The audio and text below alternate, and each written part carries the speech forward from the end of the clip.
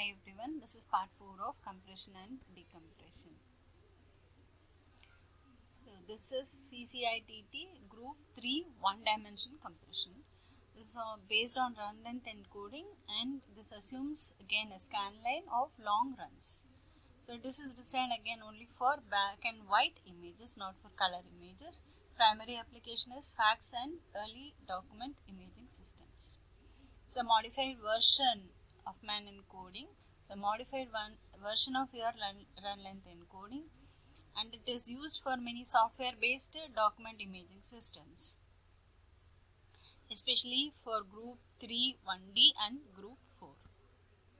It's a variable length encoding and generates the shortest code for frequently occurring run lengths and longer code for less frequency.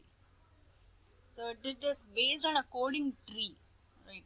So the probability of occurrences of white pixels or black pixels and based on the bit stream. So probability construction is based on the probability. So this is your run length, white run length code and black run length and code. So now for example, if you see next, this is the mathematical encoding which we are seeing, because we take probability into consideration. So the run length of 16 white pixels is 101010, and this is the run length of 16 black pixels. So you see here the occurrences of white pixels is frequent, so less length of white is less, and 16 black pixels length is more. So the code generated for white pixels is short. So here you can see 101010. This is the coding tree, and for black pixels it is 10111. It's again the coding tree. Then the codes generated, codes greater than a string of 1792 pixels are identical for black and white pixels. After one particular number of pixels, it becomes identical. So now what happens? A new code indicates the reversal of color. That is, pixel color code is related to the color code of the previous pixel sequences, right? So that is how it is done. So now what happens? Makeup code. So you have to do this process of reversal based on the previous pixels. So this is how it is done. You have the table. Then compression. This uses Huffman coding to generate a set of makeup codes and a set of terminating codes for a given bit stream. Okay, so makeup codes are used to represent run lengths in multiples of 64 pixels. Terminating codes are used to represent run length less than 64 pixels. Okay. So example, the run length of 132 white pixels is encoded by the following. You have a makeup code of 128 pixels is this, and the terminating code of 4 white pixels is this.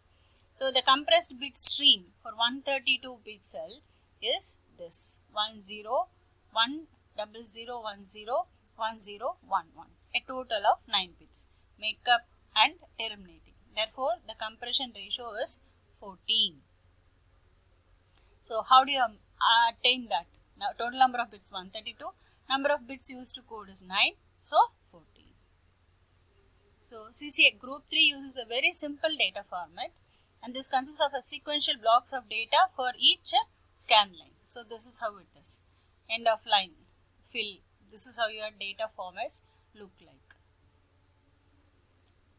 If the file is terminated by a number of end of lines, if there is no change in the line from the previous line, right? So here you see end of line fill, end of line, end of line, end of line. So it is simple to implement. What are the advantages of this? It is simple to implement both in hardware and software, and we saw actually it is used in fax black and white images. So fax documenting image applications. Disadvantages. Again here also it is a 1D because it encodes only one row separately. It does not provide any error protection mechanism. We are coding, we are doing all that. It doesn't give any error protection mechanism. So now what happens? Each line is assumed to be different and could have misinterpreted. So if there is some misinterpretation, then again there may be a reversal of colors. So that is the disadvantage of this. Thank you.